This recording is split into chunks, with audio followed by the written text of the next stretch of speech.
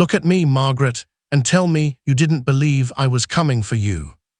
Julian's hand was a brand against her waist, his eyes burning with a possessive fury that made her breath hitch. He didn't care that 100 members of the ton were watching. He only saw the tears she was trying so desperately to hide. "You're 2 years too late, Julian," Margaret whispered, her voice fracturing as she tried to pull away. "I'm a laughingstock, a spinster. I have nothing left to give you." "You have everything I want," he growled, his grip tightening just enough to keep her anchored to his chest. "I didn't claw my way back from the edges of the empire to watch these vultures tear you apart for their amusement." The truth hung between them, heavy and jagged. Julian hadn't just returned to claim his title. He had returned because of the letter Margaret's own father had intercepted and burned, the one where Julian had begged her to wait for him. If she walked away now, she would step back into a life of debt and mockery, a ghost in a gold dress. But if she stayed, she was tethered to a man who had been her greatest love and was now her most dangerous protector. The orchestra began the final waltz, and the Duke of Wetherby didn't ask for her hand, he took it. "Let them laugh, Margaret. By the time this dance is over, they'll be begging for your mercy." The silk felt like a battle standard against her skin, though Margaret Ellington's hands shook as she fastened the row of tiny pearl buttons. In the flickering candlelight of her bedroom, the gown was a blinding, defiant gold, a color traditionally reserved for the bold, the beautiful, and the young. At 26, Margaret had been told, in ways both subtle and cruel, that she was none of those things. To the gossips of Mayfair, she was a relic, a piece of social furniture that had been sat upon, scuffed, and forgotten over the course of too many seasons. "It's too much, isn't it?" she whispered to the empty room. Her lady's maid had been dismissed months ago, a casualty of the mounting stacks of unpaid bills on her father's mahogany desk. There was no one to answer her but the shadows of a house that was slowly being stripped of its soul. Margaret looked at the gown again, her breath hitching. Most spinsters in her position wore muted grays, faded lilacs, or safe, apologetic blues. They were meant to blend into the wallpaper, to become part of the architecture of the room where they could wither in peace without offending the eyes of the eligible. But tonight was different. Tonight, the creditors had come for the family silver, and by dawn, they would come for the very roof over her head. Her father, a man whose heart was as large as his gambling addiction, had sat in his study with his head in his hands, the scent of stale brandy and despair clinging to his coat. They were £10,000 short of a miracle, and the Ellington name was mere minutes away from being dragged through the gutter. Margaret didn't just need a husband, she needed a rescue. She had chosen the gold dress because it was the only weapon she had left in an armory that had run dry. It was a scream in a room full of whispers. It was a gamble as reckless as any her father had ever made at the tables of whites. If she was to be ruined, she would be ruined while shining so brightly that no one in the ton could look away. She would not go quietly into the night of poverty. She would go as a sun setting over the empire. She pinched her cheeks to bring a flush to her skin, which had grown pale from months of hiding indoors, and smoothed the loose blonde tendrils that framed her face. Her reflection showed a woman who looked like she had stolen the sun, but behind her luminous eyes, the deer in the headlights' terror was already beginning to take root. She knew what they would say. She could already hear Lady Clarissa's sharp, mocking titter echoing in her mind. "Look at the Ellington girl, dressing like a debutante when she's practically a grandmother." But Margaret tucked a stray lock of hair behind her ear and stood tall, her spine a rigid line of aristocratic pride. She wasn't just walking into a ballroom. She was walking into a cage of vultures who had been waiting for her family to fall for years. Every step down the grand staircase of their crumbling townhouse felt like a step toward a public execution. Her father was waiting at the bottom, his eyes widening as he saw her. For a moment, the shame that usually clouded his gaze was replaced by a flickering, desperate hope. "You look like your mother," he rasped, his voice thick with the weight of the debts he had piled onto her narrow shoulders. "She wore gold the night I realized I couldn't live without her." "I look like a woman who intends to survive, father," she replied, her voice steadier than the heart hammering against her ribs. "Today, that has to be enough." As the carriage rattled toward the Duke of Ashbourne's estate, the wheels striking the cobblestones with a rhythm that sounded like a funeral march, Margaret gripped her silk fan until the wood creaked. She thought of the letter she had burned years ago, the memory of a man who had once looked at her as if she were the only living soul in London. Julian. He was a ghost now, a memory of a time before her father's ruin, before she had been labelled a spinster, before the world had turned cold and transactional. She remembered the way Julian Weatherby had looked at her in the gardens of her youth, not as a social prospect or a dowry, but as Margaret. He had been a man of fire and intensity, a man who didn't care for the rules of the ton. But he had gone to war, and the silence that followed had been a slow, agonizing death. Her father had told her he'd moved on. The gossips said he'd found someone else. Eventually, the letters stopped, and Margaret had learned to bury her heart under layers of social decorum and the exhausting work of maintaining a dying household. She didn't know that Julian Weatherby had returned to London. She didn't know that the man who had left as a passionate soldier had come back as a duke with a heart made of flint and eyes that sought only the girl he'd left behind. She only knew that as the carriage door opened and the roar of the ton's laughter spilled out from the brightly lit ballroom, she had to step into the light. The estate was a palace of marble and gold, a mocking reflection of her own dress. The air inside was cloying with the scent of expensive perfumes and the sharp, metallic tang of judgment. As Margaret stepped onto the threshold, the music seemed to falter for a fraction of a second. Heads turned. Fans stopped fluttering. The mean girls of the ton, led by the impeccably cruel Lady Clarissa, huddled together like a murder of crows in silk. "Is that gold?" Clarissa whispered, loud enough for the sound to carry over the violins. How desperate. Does she think a bright color can hide the wrinkles of a woman past her prime? Margaret felt the heat rise to her face, a flush that had nothing to do with the pinched cheeks of earlier. She felt the weight of her father's debts, the weight of her 26 years, and the weight of every sneer directed at her defiant gown. She stood at the edge of the floor, a relic in gold, watching the world prepare to laugh her out of existence. She didn't see him yet.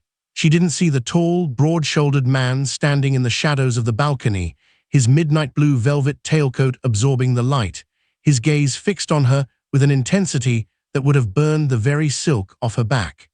She didn't know that the 60-second countdown to her social exile was actually the countdown to her resurrection. Margaret took a breath, adjusted her gloves, and walked into the center of the room. She was a woman on the edge of a precipice, dressed in the color of the sun, waiting for the world to either catch her or watch her shatter. The vultures were circling, their mouths open in synchronized shock, preparing for the final blow that would leave the Ellington name in ruins. But as the clock neared its strike, the heavy oak doors at the far end of the hall began to swing open, and a silence more profound than any mockery began to sweep through the room. The ballroom of the Ashbourne estate was a labyrinth of toxic elegance, a place where a single misstep was more than an embarrassment. It was an invitation for the vultures to feast. Margaret moved through the crowd, the gold silk of her skirts whispering against the polished marble, but the sound was drowned out by the rising tide of snickering fans. She could feel their eyes like needles, stitching her into a narrative of desperation. To them, she wasn't a woman trying to save her father. She was a pathetic creature clinging to a youth that had long since evaporated. Lady Clarissa stood near the punch bowl, her slate-grey silk gown a sharp, cold contrast to Margaret's warmth. She was surrounded by her usual cadre of sycophants, women who dressed in muted, desaturated tones to better highlight Clarissa's icy perfection. As Margaret approached the perimeter of their circle, seeking a quiet corner to disappear into, the atmosphere shifted. The air grew thin, charged with the static of an impending strike. "Oh look, the sun has decided to set right in the middle of the ballroom," Clarissa remarked, her voice a melodic blade. The women around her erupted into synchronized titters. Though one wonders if the sun realizes how glaring it is when it's surrounded by stars. Margaret kept her chin high, her gaze fixed on a point just above Clarissa's elaborate coiffure. "The stars only shine because the sun allows it, Clarissa. I believe the poetry of the Greeks is quite clear on that." The barb hit home, a rare flicker of Margaret's old fire sparking in the gold of her eyes. Clarissa's smile didn't falter, but it hardened, becoming something brittle and dangerous. She stepped forward, a crystal glass filled with deep, blood-red claret held delicately in her gloved hand. The movement was calculated, a predator closing the distance. "Always so clever, Margaret. It's a pity that wit doesn't pay the butcher's bill, or so I've heard," Clarissa whispered, leaning in as if to share a confidence. Then it happened. With a practiced theatrical stumble, Clarissa's foot caught on the hem of her own gown. She gasped, her arm flailing with a precision that belied her supposed loss of balance. The glass tilted, and a dark, violent arc of red wine flew through the air. It didn't just splash, it felt like a deliberate stain on Margaret's soul. The liquid drenched the front of the gold empire waist gown, the heavy red soaking into the delicate silk, turning the vibrant gold into a muddy, bruised mess. The sound of the glass shattering against the marble was the starting gun for the humiliation. "Oh heavens!" Clarissa cried, her hand flying to her mouth in a mock display of horror. "How clumsy of me! Margaret, I am so terribly sorry. Your unique dress, it's quite ruined." The ballroom, which had been a low hum of conversation, suddenly fell into a suffocating silence. The music continued, but it felt distant, as if Margaret were trapped under ice. She stood frozen in the center of the floor, the cold wine seeping through the silk to her skin, the dark stains spreading across her chest like a mortal wound. The laughter started low, a rustle of silk and malice, before growing into a roar. Lady Clarissa didn't move to help. She simply stepped back, drawing her skirts away as if Margaret were infectious. The mean girls moved with her, forming a semicircle of mockery that left Margaret isolated in a spotlight of shame. "She looks like a wounded bird," someone whispered. "Maury like a fallen woman," another retorted. Margaret's luminous eyes searched the crowd for a single sympathetic face, but she found only the gaping witnesses of the image she had feared becoming. She felt the deer in the headlights' terror paralyzing her limbs. Her father's debts, her family's honor, her own fading dignity, it was all being washed away by a glass of wine and a well-timed trip. The gold gown, her armor, was now her shackles. She was the great Ellington relic, broken and stained for all to see. Just as the first tear threatened to break the surface, just as she prepared to gather her heavy, wet skirts and flee into the darkness of the London night, the air in the room changed. It didn't just cool, it stilled. The heavy oak doors at the top of the grand staircase didn't just open, they seemed to retreat. A man stepped into the light, his presence so commanding that the laughter died in throats mid-note. He was tall, broad-shouldered, and draped in a midnight blue velvet tailcoat that seemed to drink the light of 1,000 candles. It was Julian Weatherby, but he was no longer the boy who had whispered poetry in the gardens. He was the Duke of Weatherby, a man who radiated protective possession and a lethal social status. He didn't look at the host. He didn't look at the shocked heiresses or the cowering Clarissa. His gaze, sharp as an aristocratic profile and fixed with an intensity that ignored the dozens of witnesses, locked onto the girl in gold. He began to walk. It wasn't the stroll of a guest. It was the march of a man claiming what was his. The crowd parted like the sea before a storm, the silence now so heavy it was deafening. Margaret watched him, her breath caught in her throat, as the man who never dances made a straight, terrifying line toward the center of her ruin. The atmosphere in the ballroom didn't merely shift, it collapsed. One moment, the air had been thick with the suffocating, cloying scent of cheap triumph and expensive perfume, vibrantly alive with the jagged edges of Lady Clarissa's laughter. The next, a vacuum of sound rushed through the hall, swallowing the titters of the sycophants and the rhythmic scraping of the violins. The music faltered, the lead cellist's bow dragging into a discordant groan before falling silent altogether. Standing at the apex of the grand staircase was a man who looked less like a guest and more like a reckoning. Julian Weatherby did not move with the practiced, mincing grace of the London dandy.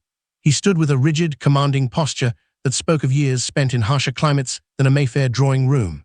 His broad shoulders seemed to fill the massive doorframe, silhouetted against the dim light of the hallway behind him. He wore a midnight blue velvet tailcoat, a shade so deep it bordered on black, marking him with a gravity that made the pastels and slates of the room look like children's toys. His cravat was a masterpiece of white precision, but it was the face above it that stopped the hearts of every debutante in the room. He had a sharp, aristocratic profile, his jawline carved from granite, and dark hair pulled back in a traditional queue that signaled a man who stood by his own rules, not the fleeting whims of fashion. He was the Duke of Wetherby, the apex predator of the peerage, and he had not been seen in a ballroom for 3 years. Margaret felt her heart hammer against her ribs, a frantic, trapped bird rhythm. The wine was still cold and wet against her skin, the dark stain on her gold gown a mark of her public execution. She wanted to shrink, to melt into the floorboards, to be anywhere but the center of this sudden, terrifying vacuum. She expected Julian to look at the host. She expected him to look at the scandalized dowagers. But as his gaze swept the room, it didn't linger on the wealth or the Dacre. It bypassed the glittering heiresses and the gasping mean girls entirely. His eyes locked onto her. It was a gaze of such possessive intensity that Margaret felt the air leave her lungs. It wasn't pity. It wasn't the amused observation of a passerby. It was the look of a man who had found something he had lost in the dark and was prepared to kill anyone who tried to take it back. The silence was now so profound that the soft click of Julian's boots against the marble stairs sounded like a series of gunshots. He began his descent. He didn't rush. Each step was a deliberate assertion of power. As he reached the floor, the crowd didn't just move, they recoiled. Lady Clarissa, who only moments ago had been the queen of this domain, turned a shade of grey that matched her dress. Her mouth hung open in synchronized shock with her friend's, her lace fan trembling in a hand that had suddenly lost its poise. Julian ignored her. He ignored the whispers that began to bubble up like toxic gas. Is that Wetherby? Why is he here? Why is he looking at her? And walked a straight, lethal line toward the girl in the ruined gold gown. Margaret stood her ground only because her knees had turned to water. She watched him approach, her luminous eyes wide, capturing that deer-in-the-headlights moment of a woman thrust suddenly from the shadows into a blinding, protective light. Up close, he was even more formidable. The gold detailing on his waistcoat caught the flickering candlelight, marking him as the most important man in the room, and the scent of him, sandalwood, rain, and cold iron, overpowered the cloying floral scents of the ballroom. He stopped exactly 3 feet from her. The space between them felt charged, a private storm brewing in the middle of a public park. He didn't look at the wine stain. He didn't look at the shattered glass at her feet. He looked only at her face, his gaze tracing the loose blonde tendrils that framed her trembling features. "Margaret," he said. His voice wasn't loud, but it possessed a resonant, low-timbered quality that carried to the furthest corners of the room. It was the first time she had heard her name spoken with such reverence in years. "Your Grace," she whispered, the title feeling like a barrier she desperately wanted to tear down. Julian's jaw tightened, his expression a mix of simmering fury at her tormentors and an aching tenderness for the woman standing before him. He saw the relic the world had tried to discard, and he saw the son they were too blind to appreciate. Slowly, he reached out, his gloved hand hovering near her waist in a gesture of protective possession. The ton held its collective breath. This was the moment of social death or miraculous resurrection. The Duke of Wetherby, the man who had avoided the marriage marked like a plague, the man who had ignored every diamond of the first water for 3 seasons, was standing in the center of a scandal. And he wasn't there to join the mockery. He was there to end it.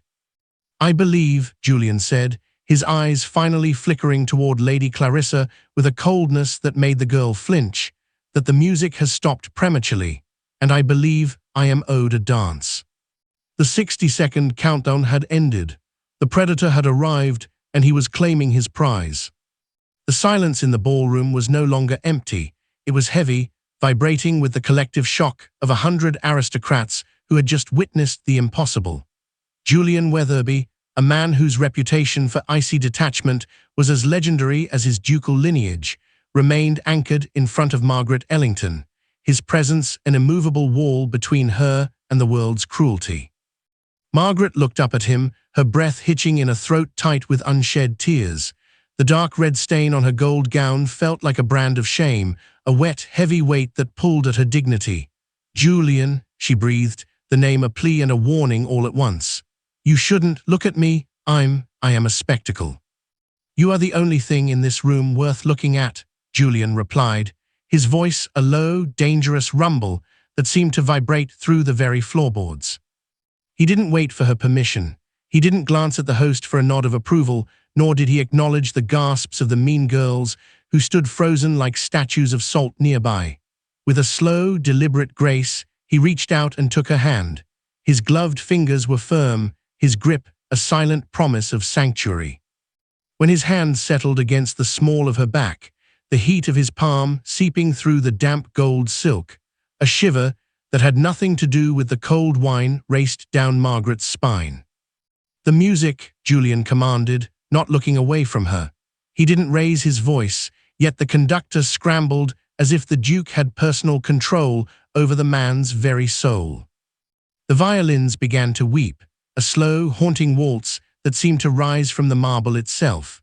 Julian led her toward the center of the floor, his movements fluid and predatory, forcing the crowd to part like a retreating tide. They were no longer just two people dancing, they were a declaration of war against the social order. As they began to move, the world outside their circle blurred into a smear of desaturated grays and dull navies. Margaret felt the deer in the headlights' terror begin to melt, replaced by a burgeoning, fierce confidence. She was being held by the most powerful man in London, a man who was intentionally marking her as his own in front of every person who had ever called her a relic. They were laughing, Julian, she whispered, her eyes searching his sharp, aristocratic face. They were waiting for me to break. Then let them watch you shine, he countered, his gaze fixed intensely on hers, ignoring the dozens of gaping witnesses who lined the perimeter of the floor. I spent 2 years in the dust of the frontier thinking of the girl who once told me that gold was the color of those who refused to be forgotten. You wore this for a reason, Margaret. Don't let their small minds dim it. The waltz intensified, the rhythm pulling them into a swifter, more intimate orbit.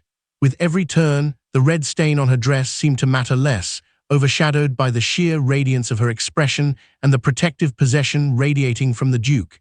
Julian's hand tightened slightly on hers, a physical anchor in the storm. He was signaling more than a dance, he was signaling an alliance.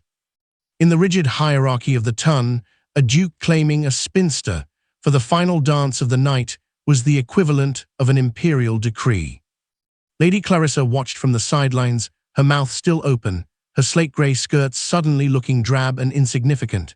She had tried to drown Margaret in wine, but she had only succeeded in providing the backdrop for the Duke's dramatic intervention. The power in the room had shifted so violently that the mean girls looked physically diminished, their faces pale with the realization that they had just mocked the future Duchess of Wetherby. Margaret felt the shift too. The trepidation that had haunted her since she stepped into the gold gown was being replaced by a regal fire.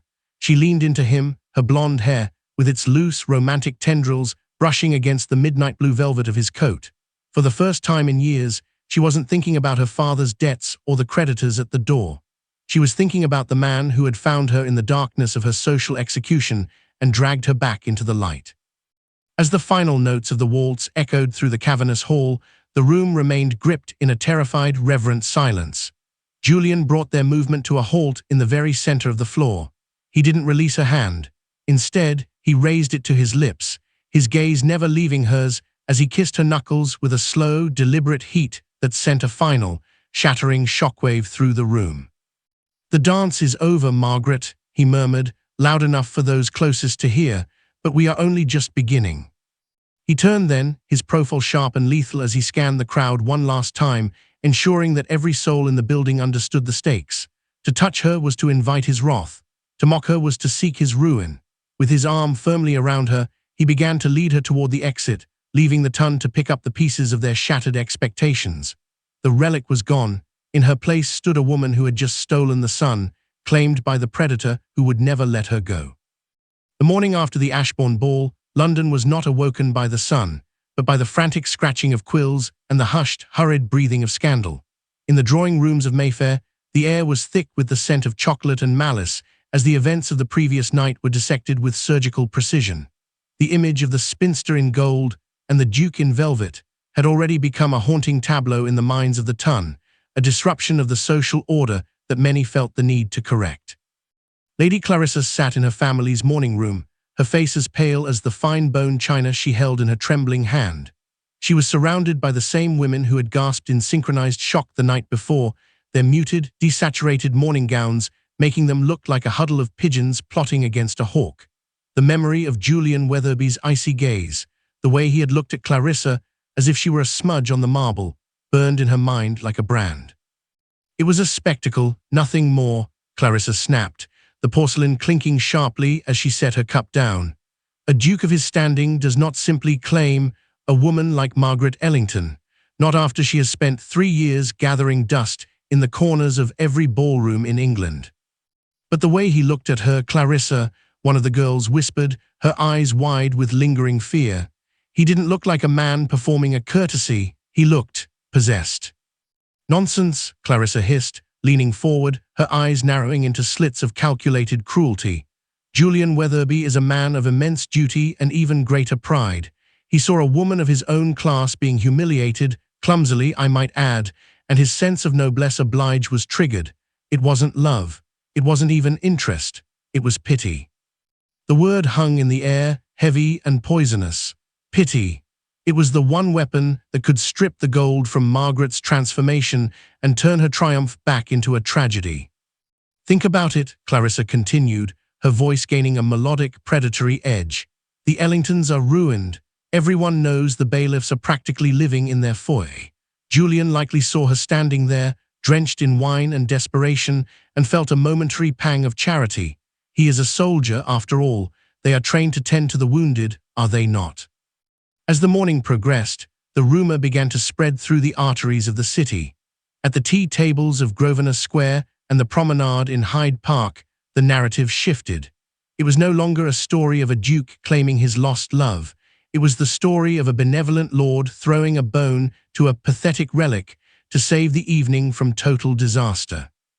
The whispers grew darker, suggesting that Margaret had perhaps even staged the accident to draw the Duke's eye, using her family's poverty as a hook for his sympathy. Meanwhile, in the drafty, quiet halls of the Ellington townhouse, Margaret sat by the window, the gold gown draped over a chair like the skin of a slain dragon. She hadn't slept. The heat of Julian's hand against her back still seemed to burn through her chemise, a ghost of a sensation that made her feel more alive than she had in years. But as the first delivery of the morning papers arrived, her heart began to sink.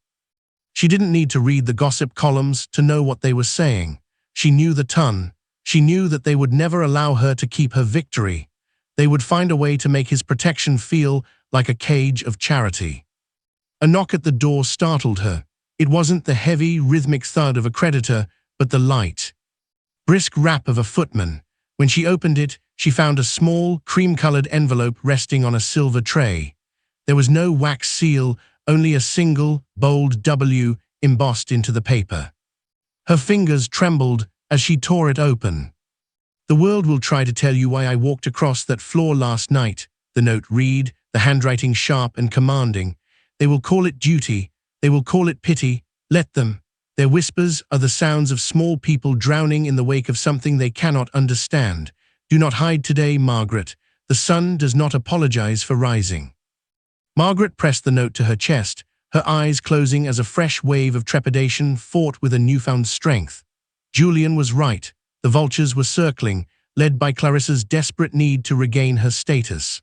The rumor of pity was a powerful one, designed to make Margaret feel small and indebted, to make her look at Julian not as a man, but as a benefactor she could never repay.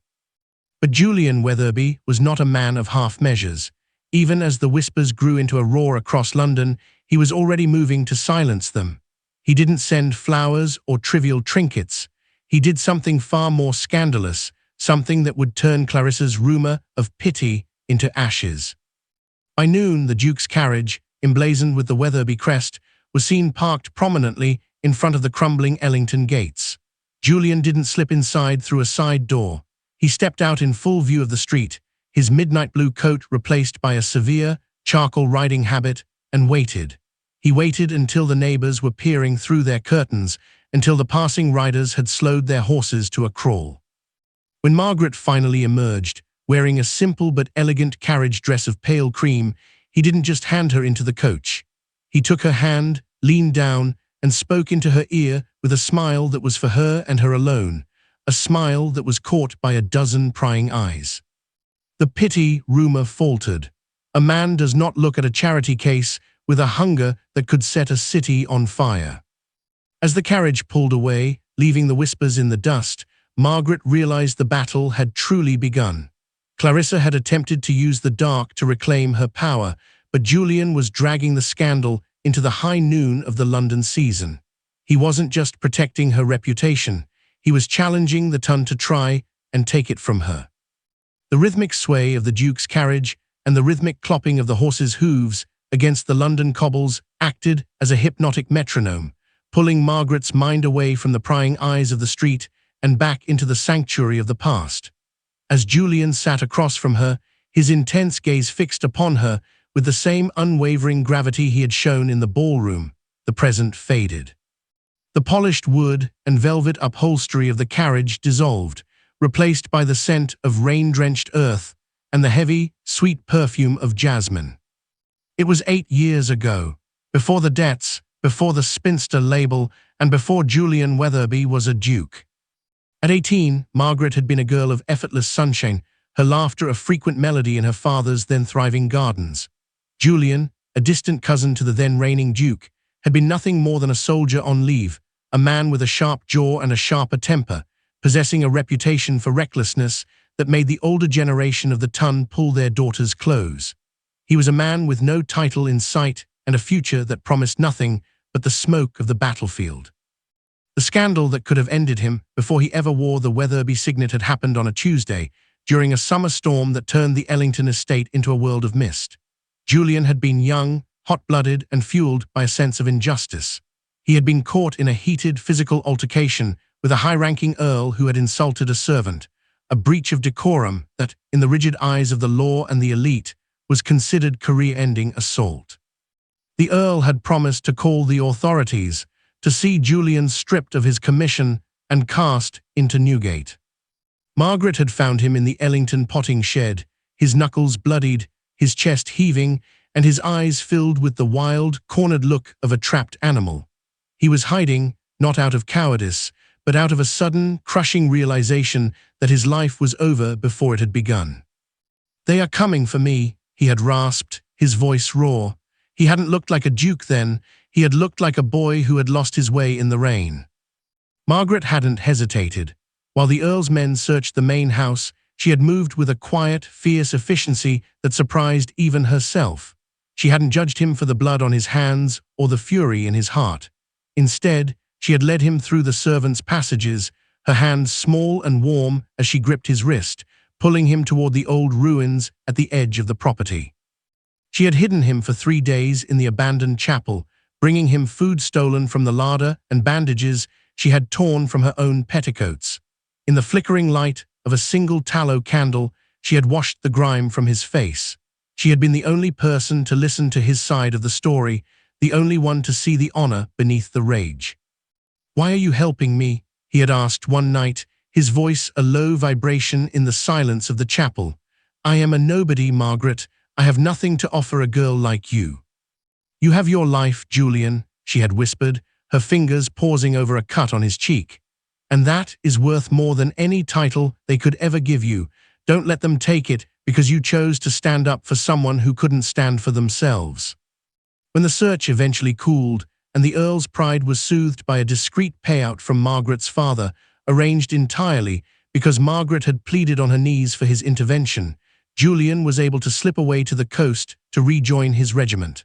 On his final night, under a canopy of dripping oak trees, he had taken her hand. He hadn't promised her diamonds or a crown, he had promised her his life. "I will come back for you, Margaret," he had vowed. "When I have made something of myself, when I am a man who can protect you the way you protected me tonight, I will find you." Then the war had swallowed him. Her father's fortunes had turned, the letters had disappeared into the fireplace of a man desperate to marry his daughter to a wealthier suitor, and the spinster, Margaret, had been born from the ashes of that teenage girl. The carriage jolted, snapping the thread of the memory. Margaret blinked, her luminous eyes focusing back on the man sitting across from her. Julian was no longer the bloodied soldier in the potting shed. He was the anchor of the room, radiating a sense of protective possession that made the carriage feel smaller, more intimate. "You're thinking of the chapel," Julian said. It wasn't a question. He leaned forward, the gold detailing on his waistcoat catching the afternoon light. He reached out, his gloved fingers grazing the back of her hand, mirroring the way he had held her in the garden 8 years ago. "I thought you had forgotten," Margaret whispered, the trepidation in her voice replaced by a sudden, aching vulnerability. "I thought, when you became the Duke, when the world changed for you, that I was just a ghost from a life you wanted to leave behind." Julian's grip tightened, his gaze fixed intensely on hers, ignoring the world passing by outside the carriage windows. "I spent every night in the trenches looking at the stars and wondering if you were looking at the same ones, Margaret. I didn't become a duke to forget you. I became a duke so that I would finally have the power to ensure no one would ever make you hide in the shadows again." The realization hit her then, sharper than the mockery of the ton. Julian wasn't claiming her out of pity, and he wasn't claiming her out of a sudden whim. He was fulfilling a debt that had been written in blood and jasmine years ago. The relic in gold was the only woman who had ever seen the man behind the soldier, and the Duke was finally home to collect his heart. As the carriage turned onto the fashionable stretch of the ton, Margaret didn't look at the gossips. She looked at Julian, and for the first time in a decade, she felt the sun on her face. The following afternoon, the royal promenade in Hyde Park was a sea of pastel silks and fluttering lace, the very heart of the ton's judgmental gaze. It was here that reputations were curated or crushed. And Lady Clarissa was determined to ensure that Margaret Ellington's golden moment was revealed as a fluke of charity. She stood near the Serpentine, flanked by her usual circle of desaturated sycophants, their voices pitched just high enough to be caught by the passing riders. "One almost feels for her," Clarissa said, adjusting her slate-grey parasol with a sharp click. "To be paraded about by a duke who clearly feels he owes her father a debt of mercy. It must be exhausting to maintain the pretense of being wanted when one is merely being managed." The women around her laughed, the sound brittle and sharp against the gentle breeze. They were so busy congratulating themselves on their wit that they didn't notice the sudden, heavy silence that began to ripple through the park behind them. The riders slowed their horses. The walkers stepped aside. A shadow fell over Clarissa's group, long and cold, smelling of sandalwood and impending rain. Julian Weatherby did not wait for an invitation to join their circle. He stepped into their midst with the lethal grace of a wolf entering a sheepfold, his midnight blue riding coat cut with a severity that made the dandyish fashions of the other men look ridiculous. He didn't offer a polite bow. He stood, towering and broad-shouldered, his gaze fixed on Clarissa with an intensity that seemed to physically pin her to the spot. "Lady Clarissa," Julian said.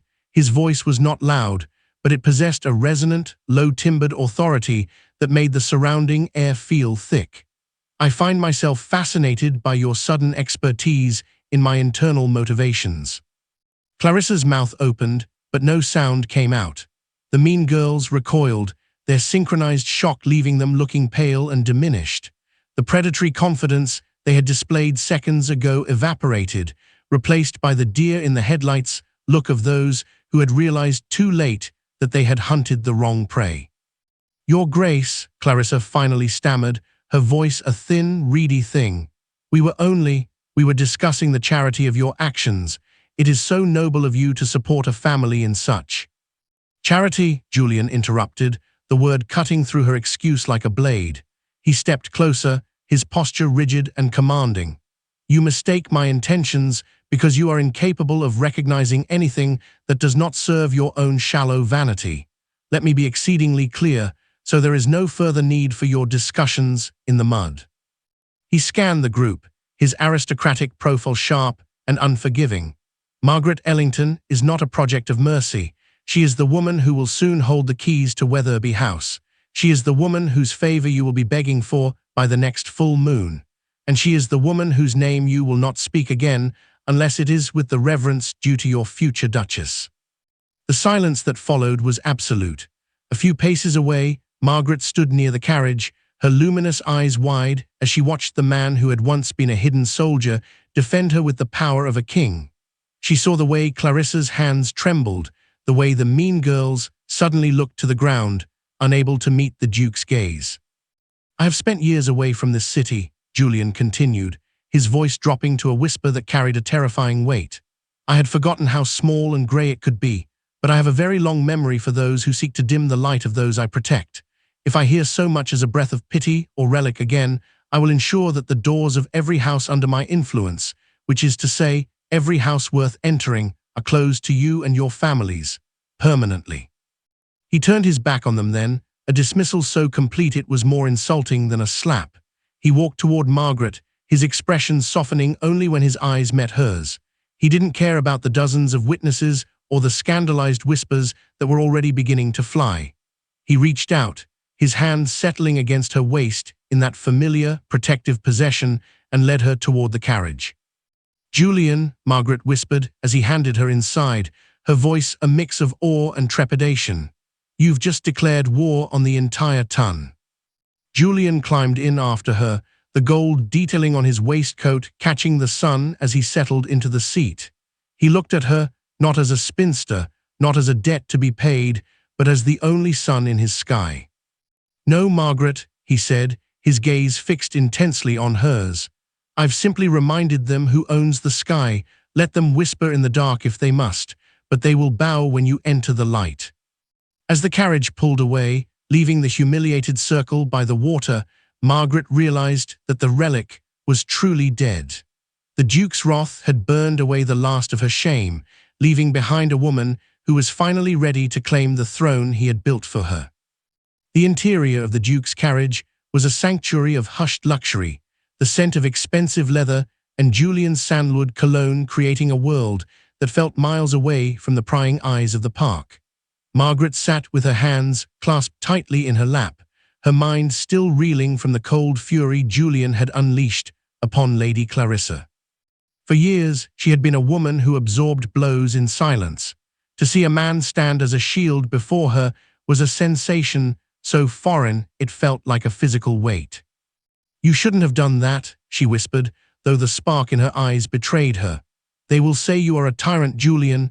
They will say you have been driven mad by a spinster's plight."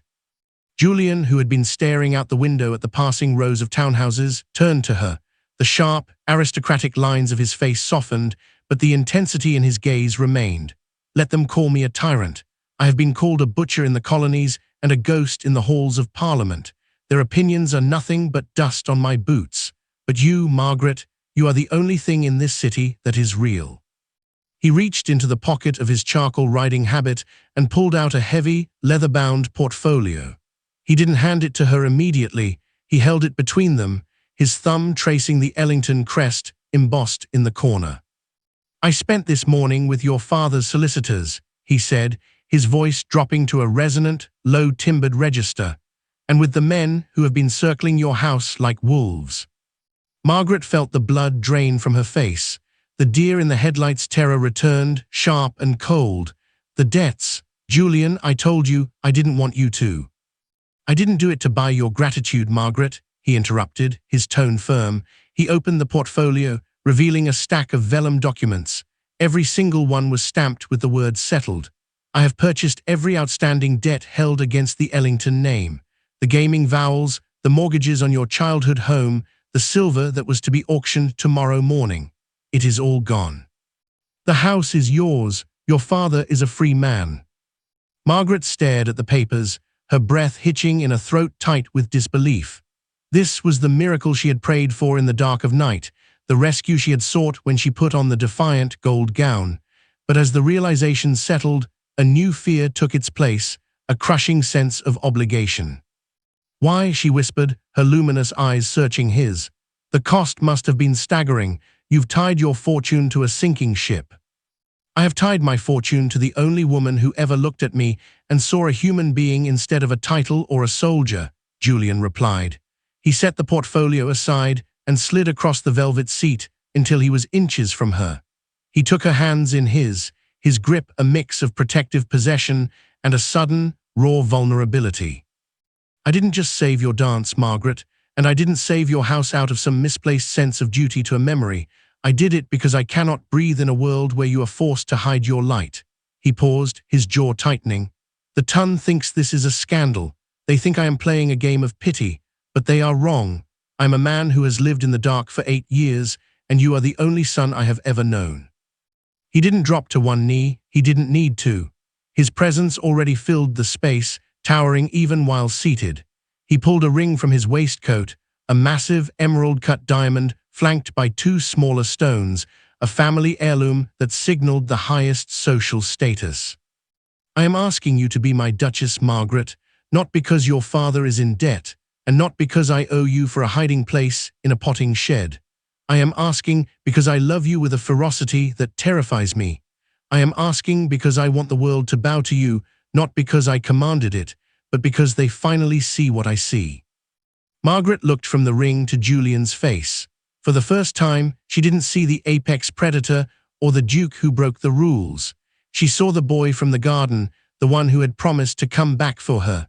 The trepidation that had been her constant companion for a decade finally dissolved, replaced by a regal fire.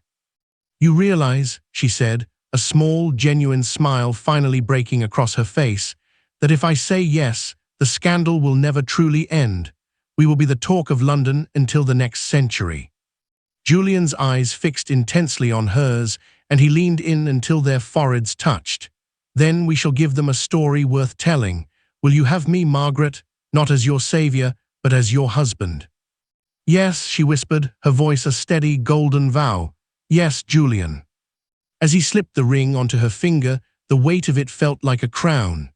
The relic was gone, and in her place sat a woman who had not only saved her house, but had finally claimed the heart of the man who had claimed her.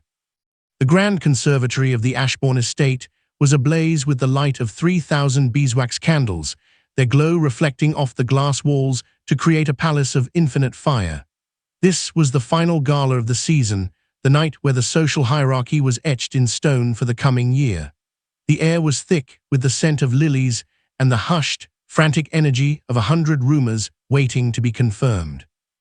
Lady Clarissa stood near the orchestra dais, her slate-grey silk gown shimmering like cold steel. She held her fan like a weapon, her eyes darting toward the entrance every time the herald's staff struck the floor. She had spent the week spreading the narrative of Julian's charity, but even she could feel the ground shifting beneath her feet.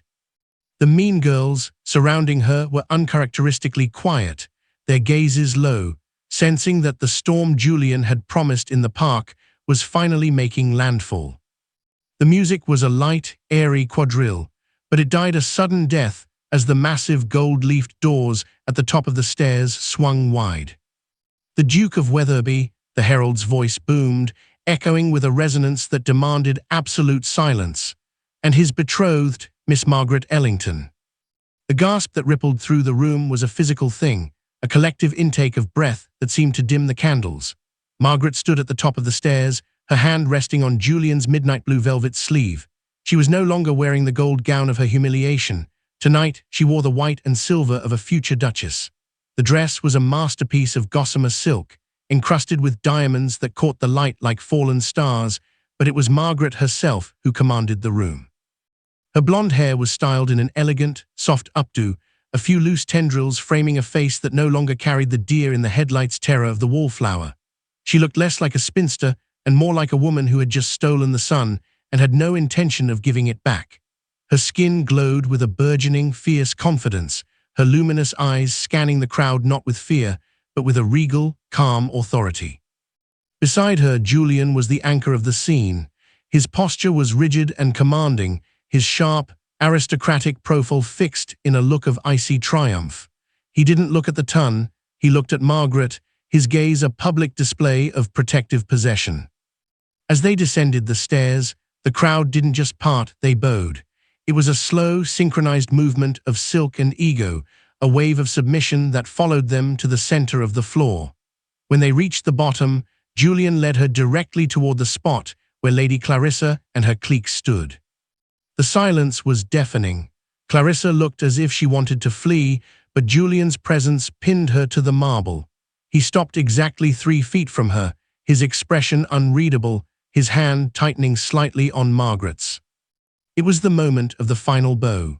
According to the rigid laws of the peerage, the daughter of an earl was now required to show deference to the future duchess of the highest house in England.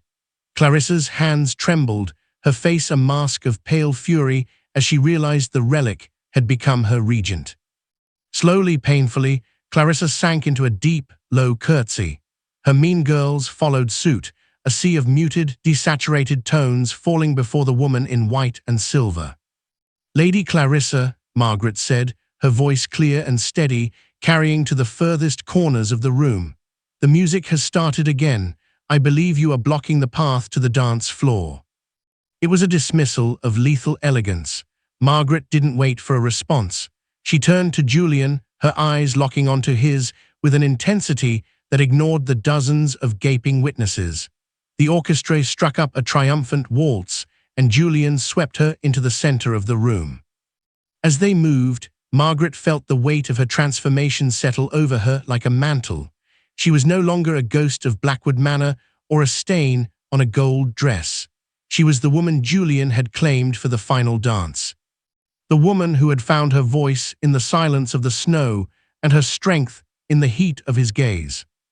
The relic had taken her final bow, and the Duchess of Wetherby had risen in her place. As Julian spun her toward the balcony and the open night air, Margaret realized the winter of her life was over. She had walked through the fire of mockery and emerged not just burned, but forged into something radiant. The tongue would always whisper, but as she leaned into Julian's strength, she knew they would only ever whisper her name with the respect she had earned. The story concludes with a stunning reversal of power during the season's closing gala. Lady Clarissa and those who mocked Margaret find themselves excluded from the most exclusive guest lists as the new Duchess of Wetherby sets the social standard. Julian makes it clear that to insult Margaret is to invite the ruin of one's own house. The narrative serves as a powerful reminder that true nobility is found in character, not in the cruelty of the crowd. It highlights that the gold Margaret wore wasn't just a color, but a symbol of her inner worth that was finally recognized by someone with the vision to see it. If you loved seeing the underdog finally take her throne, give this story a like. Subscribe and hit the notification bell for more tales of high society justice and sweeping romance. Have you ever had a Duke moment where someone stood up for you? Tell us in the comments.